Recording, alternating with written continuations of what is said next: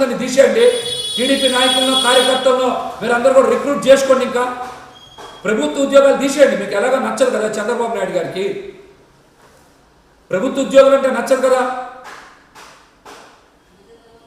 తీసేయండి, వాళ్ళందరినీ తీసేసి తెలుగుదేశం పార్టీ నాయకుల్ని కార్యకర్తల్ని అక్కడ నియమించుకోండి. ఇంకా మీరు వస్తే టీ ఇవ్వాలి, మీరు చెప్పిన చోట సంతకం పెట్టాలంటే ఇంకా వ్యవస్థ ఎందుకు? వ్యవస్థల్ని భ్రష్టు పట్టిస్తుంది మీరు కదా. నిన్న కూడా చూశాం కదా, పత్తిపాటి పుల్లారావు గారి సతీమణి గారి చుట్టూ ఎంతమంది అధికారులు ఉన్నారో కేక్ కోయడానికి.